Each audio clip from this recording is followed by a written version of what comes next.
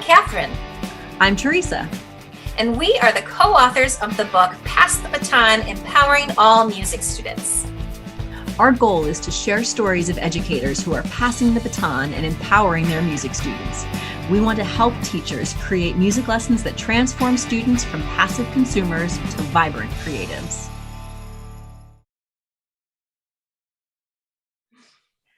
Okay, well, welcome back. We are here today with Dianne Nelson. I had the pleasure of seeing Dianne speak at the NAFME Eastern Division Conference back in the spring, and she was talking about project-based learning, which is a topic that Kathryn and I are both really interested in and excited to hear her perspective on. So welcome, Dianne. Thanks for being here. Thanks for having me. Could you tell us a little bit about yourself, maybe your background, your current teaching role? Yeah. So I've been teaching in many different capacities for about 25 years. I actually have a degree in biology and a degree in choral music education. And I kind of came to teaching in a roundabout way. I did my master's of arts in teaching, but I was pregnant, so didn't finish and didn't know you'd lose all your credits. So I ended up doing my master's twice at two different universities. And then I taught preschool, taught kindergarten, taught in a Waldorf school for a while. And so I just have a really variety of training that brings me to this. And so I've been teaching at Talmadge Middle School in Independence, Oregon for about the last 8 years. I also teach music pedagogy at Western Oregon University in their MAT program. So that's very cool. Yeah. Well, I know that I guess we're going to start with, I know you've got a passion for project-based learning, and maybe just for everybody, just to kind of start with a definition of what is project-based learning and how is it specifically different from just a project that you would do in your class? Sure. So the easiest way sometimes to talk about what something is to define what it is not. And so I want to begin by saying that project-based learning is not your stereotypical group project where you learn to hate group projects, right? Where you're the person who does all the work, while other people just sort of coast along on your efforts. It's not that, right? It is not a dessert project. Like there's a group called PBL Works that describes them as dessert projects, where it's the end cap or the capstone of the unit of learning that you've done. So it's like if you were to use like an AVID world terminologies, where sometimes you make a one-pager poster at the end of your unit to show what you've learned. It's not really that, but you could incorporate that learning activity into your unit if you wanted to. And so project-based learning is hands-on, it's collaborative, it teaches real-world skills in real time. The unit is the vehicle for learning, not the end cap to show what you've learned. So it's hard to define, but yet when you're in it, you're like, oh, that's what they're talking about, right? And so it's something that happens over a longer period of time.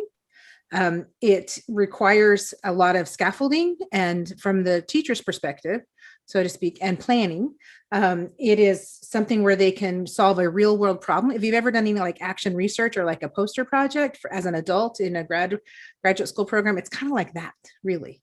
But I don't want to say it's changed to student language. Like we talk all the time about kid language versus academic language. So in a way, it's sort of like that action research project, but in kid language, so to speak. So I like that. One of my good friends is a 5th grade teacher who does a lot of PBL, and she says that PBL is like, it's like a ride at Disney World. You're immersed in it from the moment you get in line. Whereas like a ride at the boardwalk, you wait in this really long line and then you go on a ride. Right. Well, yes, actually. And I read that in another one of my papers preparing for this, but it's a really immersive experience. You add elements of student choice. It makes it really easy to differentiate based on the abilities of your students in your class. And I'll talk a little bit more about that when I talk about this year's project as we get on into the thing. Awesome. Well, then let's hear, what does it look like in a music class? Okay. So as I've said, I think for me, it's been a combination of that dessert project at the end cap, but at the same time, there's stuff that goes on along the way, right? And so some things that I've done, I've always wanted to do, I call them off the octavo units, where we go beyond that sheet music that we're always working with, right? You know, I'm a big believer in the holistic constructivist approach that you're teaching the whole child. And you're going to have kids in your, I teach choir. I should say that I teach choir. That's my content more than anything else. And you're going to have kids that are there basically on the strength of your personality as a teacher, right? They want to be in your class. And so that means they have to take choir, right? But maybe they're not great singers, but they're really good at learning, right? And so I've done things like we do a protest song unit where we talk about what is a protest song and do we still need protest songs today? And we tie that in, of course, to the rep that we're singing, because there's such a rich history of protest songs and Civil War songs and civil rights songs and, spirituals and all of that. But we talk about what is a protest song and why are they necessary? And I always like to put a lot of literacy into my project-based learning because our building is an AVID demonstration school. And so anytime I can show, hey, look, here's my wicker, here's my critical thinking, here's my close reading technique, even though reading music and it isn't in of itself a critical reading exercise, most administrators don't see that. Right. And so I love to bring in, like we reread the article from The Atlantic about where are the protest songs for these current struggles we're having, or Questlove, who says we need new protest songs to go with what's going on. And then we debate that. Why do we need them? Do we need them? And so that was one I did. I've done one with composition. Composition is a great way that leads itself to project-based learning anytime, because if you think of all the steps that are involved in creating a composition, then that really is, we talk about the project-based unit being the learning vehicle. I mean, you can't compose a song unless you understand what a quarter note is, right? And so you have to teach. And if you're using any kind of software, then you have to teach that as well, right? And so then you get all these great skills and you're just learning how to use technology. And so I guess I'm not answering this well, but I am at the same time. But really, you're trying to take learning off the octave. You're trying to say, oh, here's all the rep we're doing for our performance. What can I do to bring in all of these other standards? How can I create something? How can we respond to something? How can I show off what the kids are learning in a way that's not just standing in a formal line, wearing our choir robes and performing once a quarter kind of a thing. And so that's kind of for me how I started doing it. It started coming about because I needed a really good sub plan, and I'm not a fan of sit and watch this musical movie sub plan. And I wanted kids actively continuing to learn about music and how, because music is such a rich part of our human culture, right? And in ways that are not just that performance piece. So I love how you're clearly still performing as a choir and you're still doing that, because the kids sign up for choir because they want to sing, or like you said, because they enjoy being in your class. But at the same time, you're able to weave in all of these other musical elements into what you're doing. And I think that's an important distinction. You're not getting rid of the choir aspect of things. You're just enhancing it with what you're doing. Right. Right. Well, it's like when we, when kids push back on why do we have to do warm-ups? So we talk about, well, how many of you guys play sports? How many of you guys would just jump out and run on the field or go start running a mile without stretching first? Oh, that'd be dumb. Well, it's kind of the same thing, right? And one of the reasons why I love teaching middle school is they're at that age where you can reason with them and get them thinking on their own. So if you start saying, well, our instruments are our bodies, why wouldn't we want to warm them up?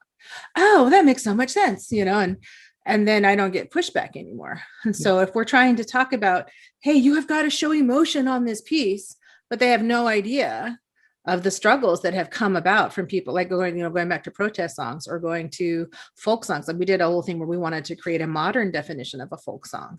Are folk songs still existing? Do we still, and then you have to know what that came from and have to have some empathy, and we talk about those social emotional learning, which is again built in so beautifully into a music classroom. I mean, how much empathy are you going to have for the non-English speaking student in your class if you've had to learn to perform a song in a language other than English? So that's a good point. So what kind of projects did you do this year? Did you do your protest? We actually, this year I did, and it was let me just to kind of explain what we did. I started the year, all of my choirs were online. I had half the year where I had once a week 40-minute class with each of my choirs. So I've lost 87% of my teaching time. Right. And so what it came down to is the only thing I had left was project-based learning. that was, and one of the questions you had asked me to think about is what's the value of it? Well, that's literally all I had to do this year. And so I planned this whole scope and sequence from the whole year. Because when you have a 40-minute class, let's be honest, by the time you take roll and you get everybody in the online meeting, you have maybe 20, 25 minutes to actually teach a concept, which means you're going to teach maybe one concept, right? So one concept a week is not going to get you very far. So I knew this going in, and I planned this whole scope and sequence with where we would begin with music theory. And I actually started out with SPI codes, and I had them write coded messages because that's what is music, but a language that you decode that has unique symbols and that go with it. So we played with SPI codes, and then we took that to musical theory and learning here's what all these symbols mean and how they have a duration and a purpose. And then we went to pitch, and then we went to chord progression, and then we went to melodic progression, and then we went to song structure. And at the same time, we learned how to use note flight and how to notate in Note Flight Learn, and how to just kind of get ideas on paper. And then we ended up composing songs. That's what we did. We made pop songs. I called it the Pop Song Project. And where people are like, I hate pop songs. I said, fine, then write me a goth, emo, screamo, rock ballad. I don't care, I mean, but we talked about development path of lyrics and how to write poetry and how to get metaphor on the page. And then we ended up also with a little bit. Originally, I wanted the kids to record their own pop songs and take it to band lab and then create their own accompaniment for themselves. But they all went, no, we're not doing that. So we had to backpedal and end up we did our pop songs in Note Flight, and then we just played with band lab a little bit at the end of the year. But the idea was at the end, these kids had an actual song. We scaffolded, we stayed in the key of C, because I'm like, why not make it easy for me? I scaffolded it by giving them the chord structure and that whole 4-chord progression, that's so popular everywhere. And then they just had to write things. So we looked at solfege. We looked at how these chords are built with these notes and how it's built on the scale degree. And so at the end, the kids are like, oh, we haven't really done anything. I said, are you sure? And we listed all of the things they did, and they all went, whoa, look at what we learned this year. That's pretty cool. Plus all the tech skills that go with it. Right. So, right. And then again, that was all I had was songwriting and composition, because we couldn't really sing. Right. But you taught all of that through your projects. Right. That's really cool. Right. And and this kind of leads to the next question I think Kathryn was going to mention, but how that's giving them skills for the future. Right. So. Right. Right. Well, and normally if we had a live class, the biggest piece of this, at least in the music classroom, is that whole idea of collaboration. Right. So I really work hard to make them be in groups. What I tend to do is I have them choose a partner. So there's one person they like. Most of the time, these projects take so long that sometimes those friendships fall apart and then come back together because it's middle school, and then I randomize the partnerships so that they're usually in groups of 4 to 5, if we have an odd number, but there's at least one person they chose in that group. Right. And so it has been, and then when they complain about it, I say, sorry, part of my job is to prepare you for life. And there will be times in your life where you don't like the people you have to work with. So figure it out now when you're 12, right. And you'll be better off in the future. And they're like, okay, fine, but I really wished I'd had the foresight or the thought to take my phone out and just videotape it, because at the time my classroom was on the stage and it opened up into the cafeteria. And this was when we did our remix project, where they had to remix any song they wanted. It could be a pop song, it could be a radio, it could be a nursery rhyme. But they had to add classroom instruments and found objects, and everybody had to play a role, and they all had to agree on what the person's role was, whether it was a big role or a small role, but they all had to agree and they all had to play a part. And so watching my choir of 40, 45 kids all spread out in these groups, actively working on, well, what if we did this? Well, what if we did that? Well, what about this sound? Oh, that's a cool sound. And it was just this magical experience of this real world, honestly, collaboration, where they're trying to different things and assigning parts for each other and getting along. So it's harder to do online, but yeah. Especially. That's so awesome. Yeah. Thank you. Yeah. So I guess, I don't know if there's, with you to kind of talk more about the empowering students, like what specific, when you scan that room, yeah, because it would be so fun to see that video. Right? I know. I really you know, wish I'd thought to take one. yeah, but so you see them collaborating, like, I guess, is there any other ways you would describe like what you see them doing, or I how think, is it different from like a more traditional lesson that you've done before in the past? I think what it comes down to is what's always surprising me is the people who become the leaders. Right. Sometimes the people who become the leaders of the group are not the people I would have picked or would have pegged as the leader. Right. And so when it means they're taking ownership of not just their own learning, but of running that group and keeping people on task. And so that's a really cool thing to see. And I think the more time experiences we give to students that way, the more we have people who aren't willing to just be bystanders, like they're willing to be up, talk about things and step up for things. The other thing that was really powerful is I call it I made this. Right? I mean, if you've ever had that sense of accomplishment where you've done a hard thing and you're looking at it, like I tell the kids, when, especially this pop song project, we put them into PDFs and I said, you need to print that and like frame it. You know what I mean? You made that. Right. And it looks so nice when it's in Note Flight Learn, and it looks so professional. Right. And they just have this incredible sense of accomplishment.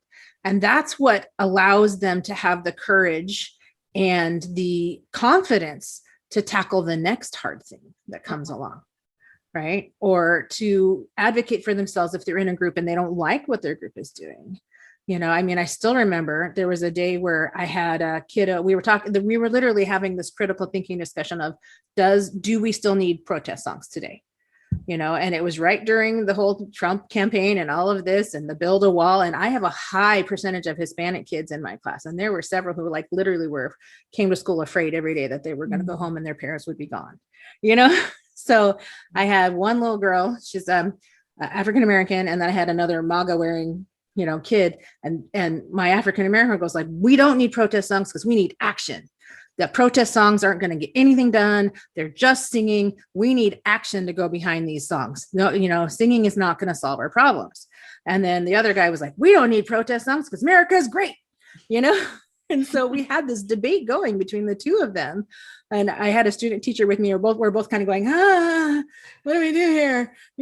But it played out just so nicely that they each said what they needed to say, but they said it in a way that no one was angry. No one was fighting. They were simply learning how to stand up for their own opinions in a way that was respectful. And I think that's part of that whole lesson that if I had not done this project-based learning lesson, that would never happen. Right. And these are the kids that are going to go on and make policy for us in the future. Right. We want kids who are empowered enough to do the research and back up their thoughts. I always tell them, when you're doing a critical thinking part of these projects, you are welcome. There's no wrong answers here, but you need to be willing to back up what you're saying. Mm-hmm. Right. You have to have something to back that up with. So that's so powerful. Yeah. It is. And like to have kids, I mean, they're 7th grade, so they don't see themselves as, all these things. And with these projects, you help them see my voice is important. Right. I have things worth saying, I can do a hard thing. I can make music. I can, and it helps them, grow as individuals. I am an empathetic individual, Right. Those are really important things that maybe you wouldn't, like you said, you may not have gotten in a traditional a lesson because we wouldn't have given them the opportunity to show that or help them see themselves as that. So that's awesome. Right. Yeah. It was cool. It was a cool thing. So do you ever see them taking the things that you do in the various projects and experimenting with that more on their own outside of class? Yes, actually, on our pop song project, I had one kiddo who was just tag off the charts, and he did not want to write anything with lyrics because lyrics weren't his thing. But he wrote some incredibly complex music, like really, like he's now like, I want to do my own EP and I want to make this music and I want to see if I can get it on these easy. It was like if you ever did the Serious Spa channel, all of that kind of new. It was a lot like that, but it was some cool stuff. And I mean, he did things with Note Flight Learn I didn't even know you could do with Note Flight Learn. I was like, but that's part of the beauty of the differentiation of this right? I have kids where I have to literally help them along at every step. Do you want your song to go up? Do you want the pitch to go down? Do you want to try, and then I have kids who will write me 4 pages in just super complex stuff that I want to listen to as an adult in the background as I'm working on my things. Right. And then I just was invited back to graduation at the high school, because we're a very small district, 1 high school, 1 middle school. And some of my favorite kids were now seniors and graduating. And so they wanted me to come be an honorary parent at their graduation. And one of my students actually is going on she got into Berkeley College of Music, but she chose to go to Loyola, I think. But she said, my compositions got me into Berkeley. And I learned that because you gave me these opportunities back when I was 13 and 14 to do my own music in my own way, Yeah. And you gave me these skills. And I thought, whoa, yay. That's really powerful. And it also, to the point that her mom was like, wait, you're the music teacher. You're why she's here. You're why she's going to college in music. You're why she got this scholarship. And I hadn't talked to this parent for 4 years, Yeah. So anyway, sorry. And that just goes to the relationships that you build too. I'm sure, that the project-based learning really kind of gives you a much more insight on your students and, Well, and it creates that safe space. One of the questions you asked was, what are the benefits of project-based learning? Anytime you can practice that growth mindset and failing in a safe space, right? Then you're better off afterwards, right? Then failure is not a big deal. Like I always tell kids, what's going to happen? We're going to crash and burn. Then we'll reevaluate and we'll try something different, right? What's the big deal, So, and such an important skill that a lot of people struggle with, adults and students alike. Right. That whole regrouping, call it grit, call it bounce back ability. But those are all we talk about real world skills. And yes, there's real world skills in learning technology and collaborating and problem solving and decision making. Those are the things that make us good humans. And that really is the heart of those project-based learning. It isn't necessarily academic learning along the way. Yeah. I love that. Okay, so what advice would you give a teacher who wants to start incorporating some project-based learning into their music classes?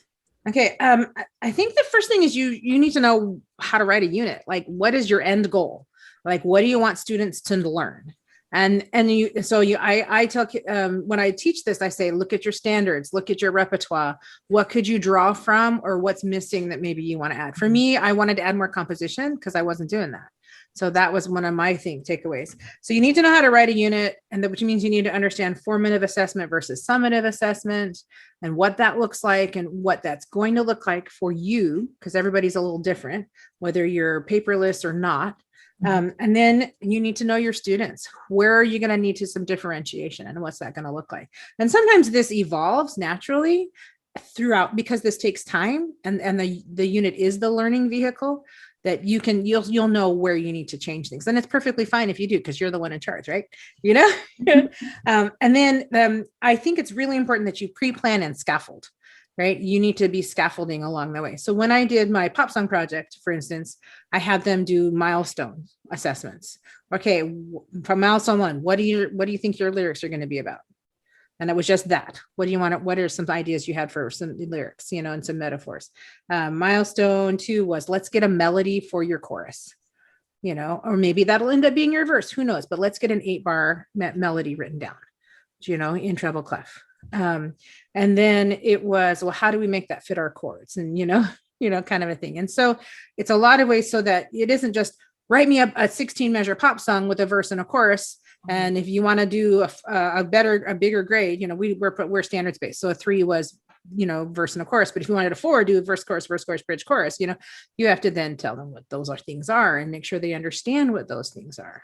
Right. We use a lot of vocabulary a lot of times in our classroom, but our kids don't really know what we're saying. We use these words so easily that it's worth checking in. Do you know what critical thinking is? Do you know what I'm talking about here? Because we think they know. Oh, yeah, I know. No, I don't know. It becomes like that. And so I think many small milestones, a lot of formative assessments before you get to that final summative assessment, which would then be the presentation, of whatever they've created, right? Because a big part of PBL is some kind of public, whether that's public in your classroom or public on a wider scale, presentation to show what you learned, right? And so you need to have a clear idea of what will success in this project look like, right? And so, and then you go back and make sure you've scaffolded it appropriately. Like if you want them to compose a pop song, you better make sure they understand what a quarter note is and what the duration is. And I found that I needed to go and teach them what a melodic progression was. That's, skip, steps, leaps, repeats, because I had people writing songs that nobody could sing.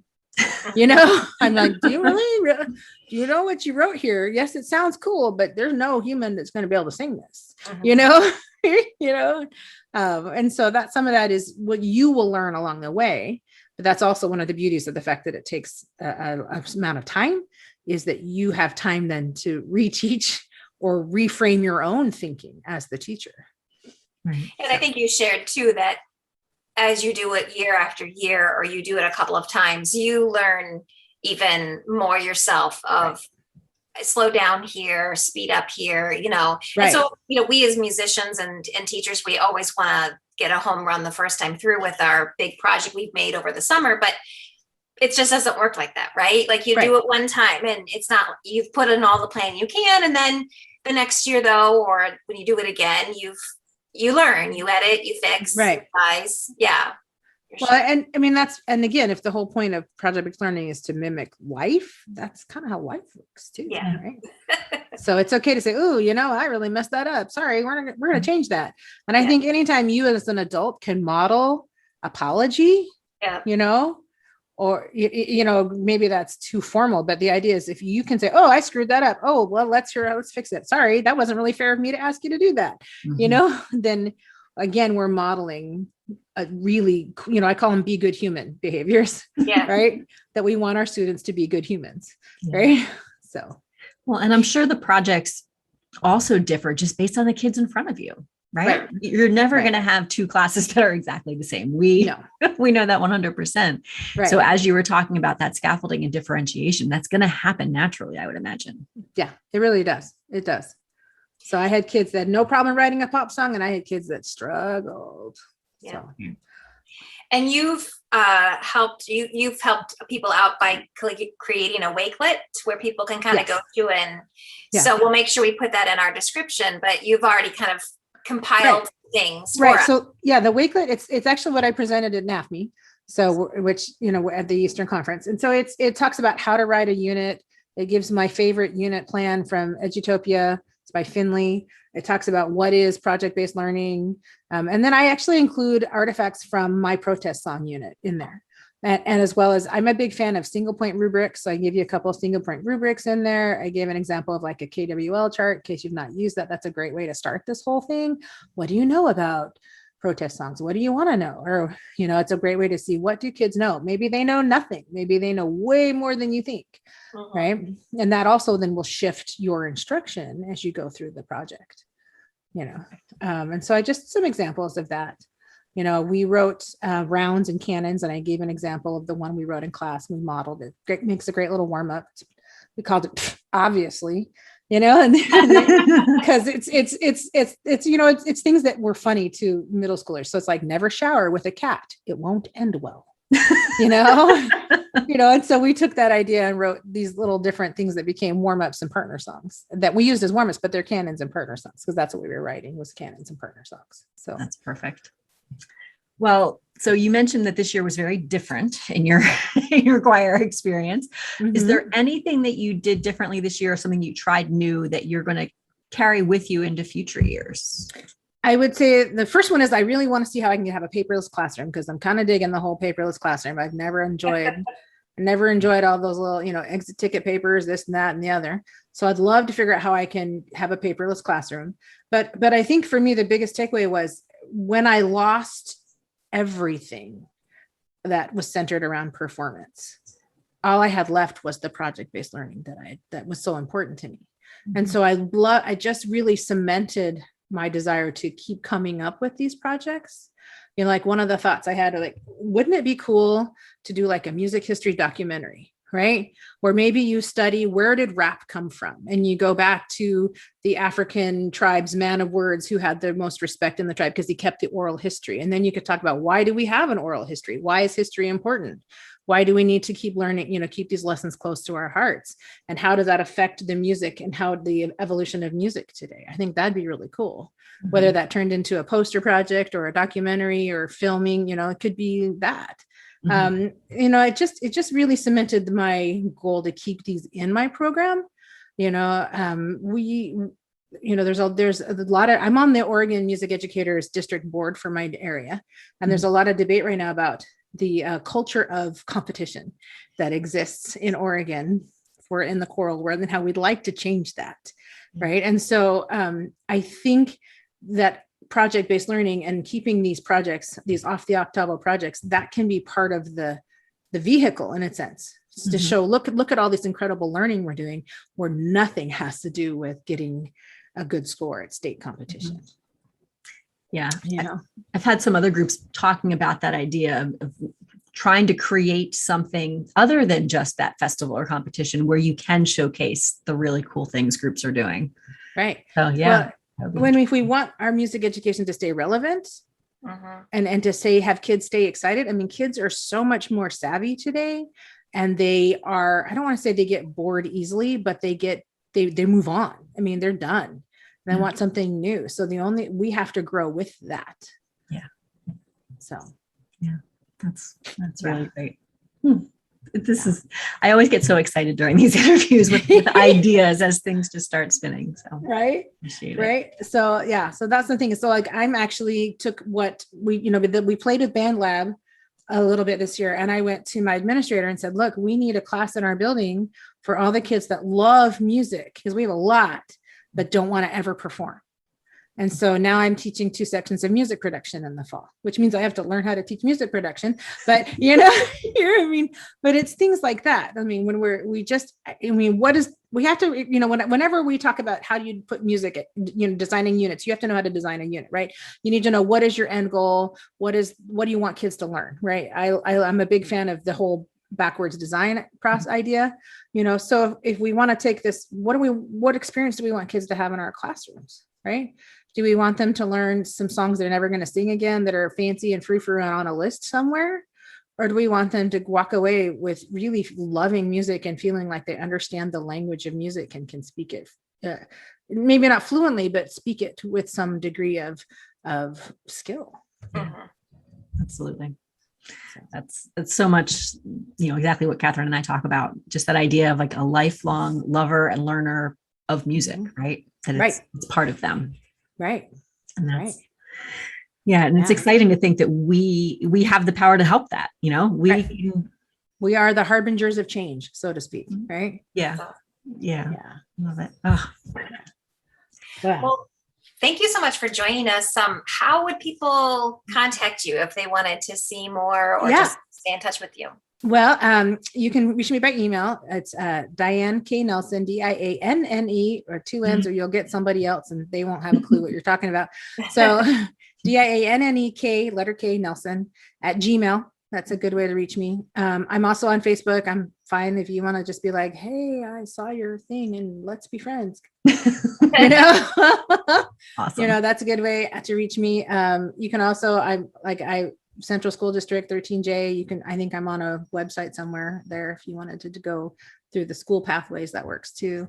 But my big thing is we're better teachers when we collaborate with each other, right? I mean, if we're talking about project-based learning, a huge part of that is the collaboration piece, right? Mm-hmm. So why not collaborate and create things together? If I've created something that's going to help you or inspire you, then I'm happy to share that, because we're better teachers in the long run. So, yep. We completely agree. Yeah. We are better together, especially when we are, trying new things and taking those risks. Let's have people there to support us. Right. Thanks for joining us. Make sure you subscribe below.